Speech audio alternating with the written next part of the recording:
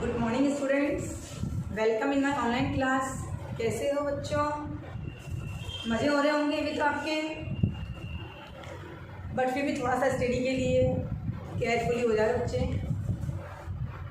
थोड़ी बहुत अगर स्टडी आप करते रहेंगे, रनिंग में रहेगा तो आपको कुछ बेसिक आएगा, कुछ आगे आप सीखेंगे। अगर आप बुक्स को नहीं खोल के देखेंगे तो कुछ भी नहीं आएगा बच्चों। मैंने आपको इंग्लिश में पहले मैंने नाउन पढ़ाया, वोवेल पढ़ाया, कॉन्सोनेंट, बहुत बेसिक चीज़ें मैंने आपको सिखाई है और आपको समझ में आ गई होगी। बट जिन बच्चों ने वीडियो नहीं देखी है, प्लीज़ वो वीडियो देखें और उसे समझें और मुझे वापस उस वर्क को सेंड करें, ताकि मुझे लगे कि आप लोगों ने वर्क कर लिया है। फिर मुझे कैसे पता चलेगा कि आप लोगों को समझ में आया या नहीं आया। इसलिए प्लीज़ बच्चों, आपसे रिक्वेस्ट करती हूँ, थोड़ा सा टाइम अपनी स्टडी के लिए निकालें। मैं वैसे भी कोई ज़्यादा आपको लंबा टॉपिक नहीं पढ़ाती हूँ, बहुत शॉर्ट में पढ़ाती हूँ, ताकि आपको जो बेसिक चीज़ें हैं वो भी क्लियर हो जाए। जब भी स्कूल ओपन होगा तब आपको फिर बुक्स से स्टडी कराऊंगी मैं। तो इसलिए बच्चों, अपनी स्टडी को ध्यान रखते हुए प्लीज़ इंग्लिश के वर्क में थोड़ा सा केयरफुली और अच्छी हैंडराइटिंग में वर्क करें, ताकि आपका वर्क चेक करूँ मैं तो मुझे भी अच्छा लगे और मैं उस पर कमेंट करूँ। जिस तरह आप मैडम की वीडियो देखते हैं उसको आप लाइक करते हैं, कमेंट करते हैं, वैसे मैं भी आपको अच्छे से कमेंट करूँगी, आपको मोटिवेट करूँगी। आप भी मैडम को मोटिवेट करिए, ठीक है बच्चों? तो आज हम नया टॉपिक लेते हैं इंग्लिश ग्रामर में, नाउन जेंडर, संज्ञा लिंग। पहले मैंने आपको नाउन पढ़ाया था, सेंटेंस पढ़ाया था और नाउन नंबर पढ़ा दिया है। अभी अपना नेक्स्ट टॉपिक है नाउन जेंडर, संज्ञा लिंग। जेंडर आपने हिंदी सब्जेक्ट में भी पढ़ा होगा, अब मैं आपको इंग्लिश में बता रही हूँ। जेंडर 4 टाइप के होते हैं। आपने हिंदी में पढ़ा होगा, एक वचन, बहुवचन, स्त्रीलिंग एंड पुल्लिंग। एक वचन बहुवचन तो अपने नंबर्स में पढ़ा था, बट अभी हम पढ़ेंगे जेंडर। जेंडर में स्त्रीलिंग और पुल्लिंग आता है। स्त्रीलिंग को पुल्लिंग में बदलना है, पुल्लिंग को स्त्रीलिंग में बदलना, इस टाइप के मैं आपको पढ़ाऊंगी। ये कितने प्रकार के होते हैं? Kinds of gender.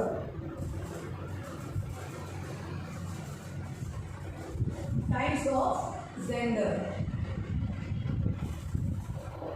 Kinds of gender.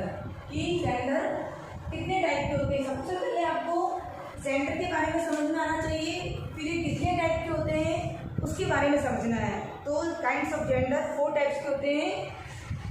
First है मैस्कुलाइन, सेकंड है फेमिनाइन, थर्ड है कॉमन जेंडर, फोर्थ है नेक्टर जेंडर।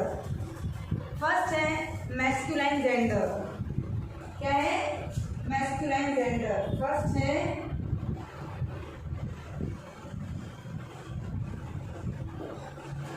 मैस्कुलाइन जेंडर, जिसे हिंदी में बोलते हैं हम, क्या बोलते हैं? पुल्लिंग। क्या बोलते हैं बच्चों? पुल्लिंग। मैस्कुलाइन जेंडर को हिंदी में क्या बोलते हैं? पुल्लिंग। नेक्स्ट हमारा है फेमिनाइन। सेकंड हमारा है टाइप फेमिनाइन। फेमिनाइन जेंडर, जिसे हम हिंदी में कहते हैं स्त्रीलिंग। जिन्हें हम हिंदी में क्या कहते हैं? स्त्रीलिंग। थर्ड हमारा है कॉमन जेंडर। कॉमन जेंडर, जिसे हम बोलते हैं उभयलिंग। क्या बोलते हैं बच्चों? उभयलिंग। एंड लास्ट 4th नंबर हमारा है नेक्टर, जिसे हम बोलते हैं नपुंसकलिंग जेंडर। नेक्टर।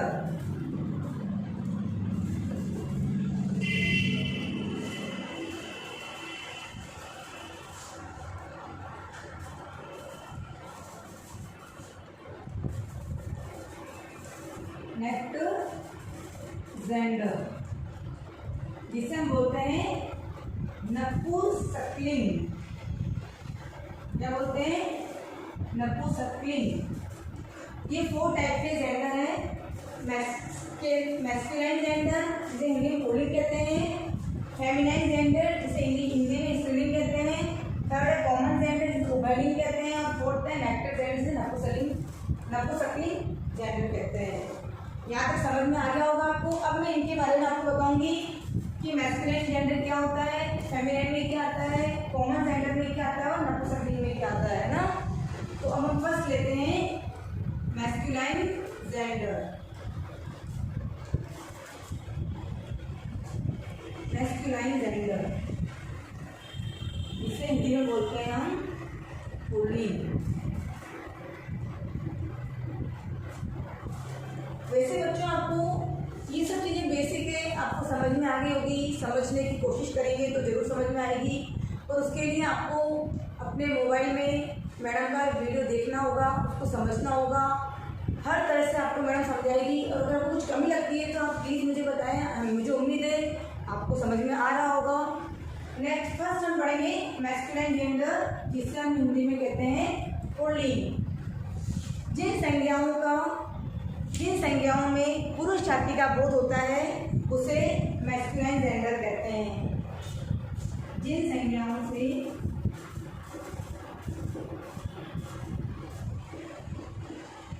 वैसे आपको नाम से भी समझ में आ रहा होगा, जिन संज्ञाओं से पुरुष जाति का बोध होता है। किसका?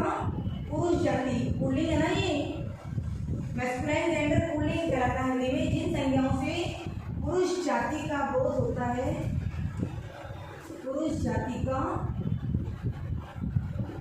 बोध होता है, उसे मैस्कुलाइन जेंडर कहते हैं। क्या कहते हैं? Masculine gender.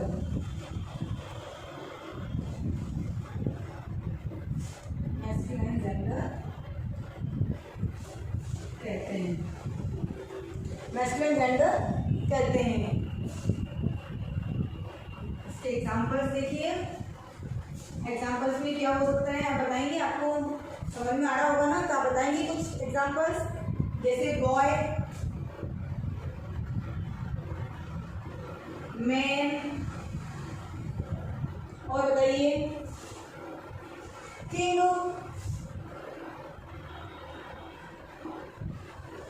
Boy, man, king, सन,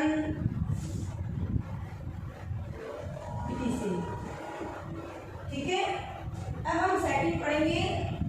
मैस्कुलाइन जेंडर के बाद सेकंड है feminine gender. Boy, man, king, son, ox, bachelor,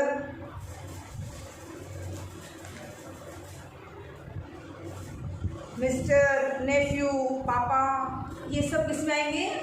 masculine gender में।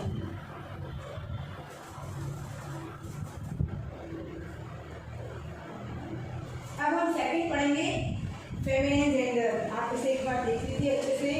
इसको अच्छी हैंड राइटिंग में लिखने की कोशिश करिए।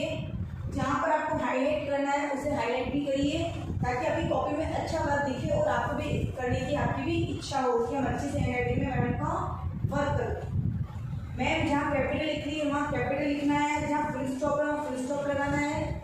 आपको बिल्कुल प्रॉपर वर्क और धीरे धीरे वर्क करना। अपने आपके पास बहुत समय बच्चों, आप इस वर्क को आराम से कर सकते हैं और हर सब्जेक्ट का वर्क आप अच्छी हैंडराइटिंग में करने की कोशिश करें। अब हम सेकंड पढ़ेंगे फेमिनाइन जेंडर। जैसा कि इसके नाम से ही बोध होता है फेमिनाइन, स्त्रीलिंग, ठीक है ना। तो थोड़ा ऐसे करूँगी। सेकंड हमारा है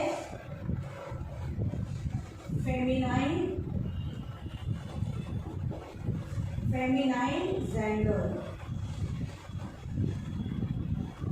स्त्रीलिंग।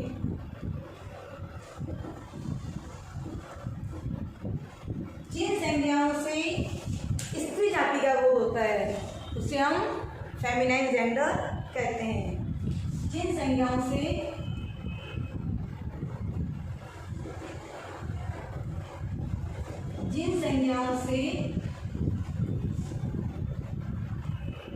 स्त्री जाति का बोध होता है उसे फेमिनाइन जेंडर कहते हैं। उसे क्या कहते हैं? उसे फेमिनाइन जेंडर कहते हैं। उसे फेमिनाइन जेंडर कहते हैं। इसके एग्जाम्पल्स जैसे आपको आ गया होगा, मैंने लिखा है, जैसे जिन संज्ञाओं से स्त्री जाति का बोध होता है उसे फेमिनाइन जेंडर कहते हैं। जैसे एग्जाम्पल में करेंगे वुमेन, गर्ल,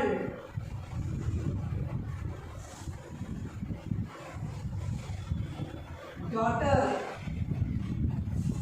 आंट,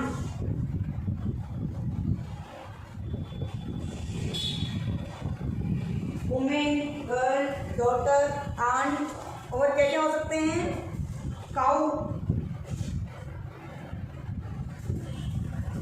काऊ भी फेमिनाइन जेंडर में है। गर्ल हो गया, वुमेन हो गया, और क्या हो सकता है? ममा,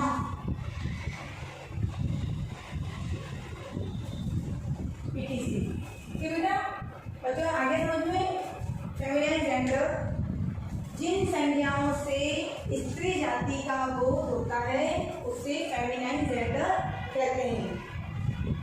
2 हो गए। अब नेक्स्ट है, थर्ड हमारा है कॉमन जेंडर।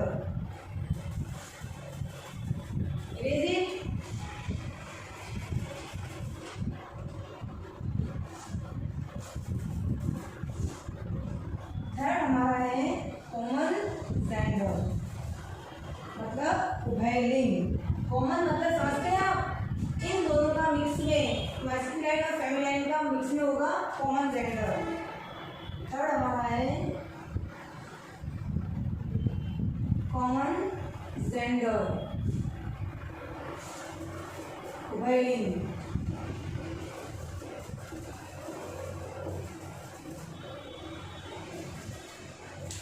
जिन संज्ञाओं से पुरुष जाति और स्त्री जाति दोनों का बोध होता है उसे हम कॉमन जेंडर कहते हैं।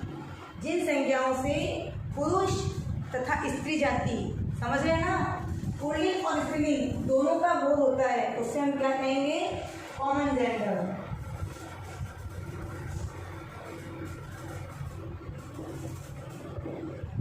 जिन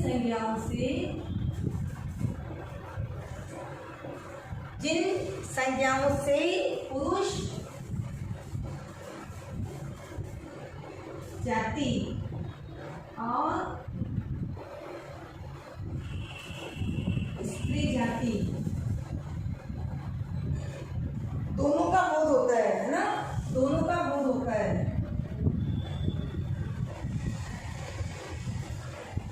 दोनों का बोध होता है उसे कॉमन जेंडर कहते हैं। उसे कॉमन जेंडर कहते हैं।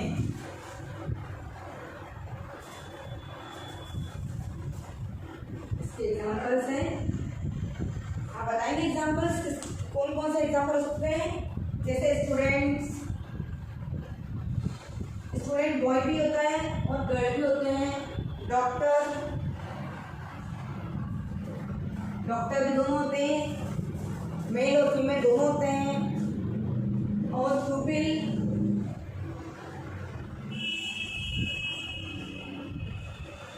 टीचर,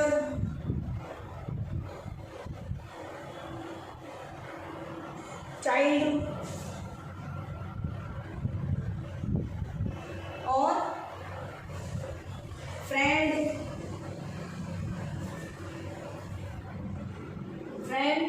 और फ्रेंड के बाद इसके पर्सन, etc। ठीक है, स्टूडेंट, डॉक्टर,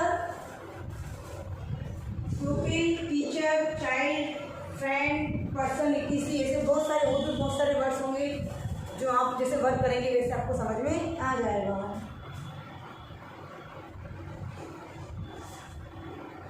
जिन संज्ञाओं से पुरुष जाति और स्त्री जाति का बोध होता है दोनों का, उसे हम कॉमन जेंडर कहते हैं। अब हमारा लास्ट बचता है नेक्टर जेंडर, नपुंसकलिंग, निर्जीव वस्तुओं का। इसके नाम से आपको वैसे विदित हो रहा होगा, नपुंसकलिंग मतलब निर्जीव वस्तुओं, जिसमें table, chair, fan, light, pen, pencil ये सब आते हैं। अभी बताता हूँ आपको। नेक्स्ट हमारा है 4th नंबर हमारा है नेक्टर।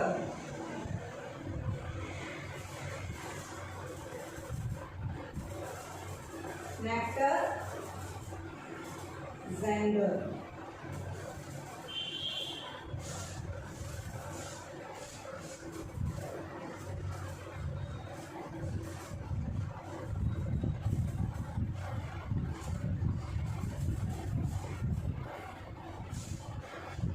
नेक्स्ट हमारा है नेक्टर जेंडर, इसे बोलते हैं नपुंसकलिंग।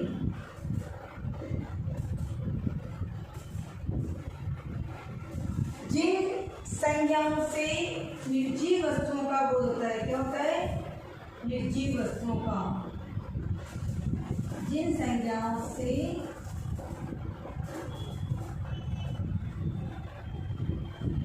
निर्जीव वस्तुओं का बोध होता है,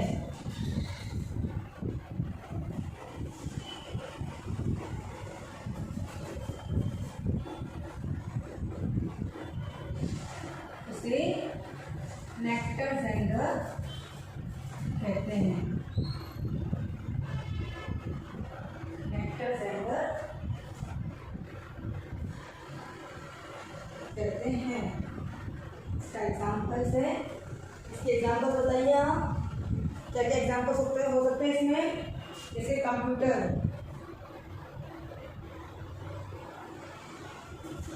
कंप्यूटर इजी वस्तु है ना।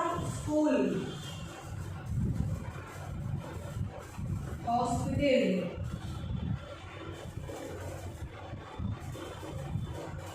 Room, bed, book, house, pen, pencil, fan, etc। Okay, समझ में आया बच्चों? ये लास्ट अपना हो गया nectar gender, नपुंसकलिंग।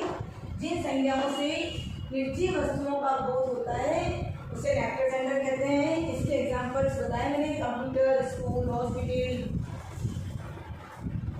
Room, bed, book, house, pen, pencil, train, etc।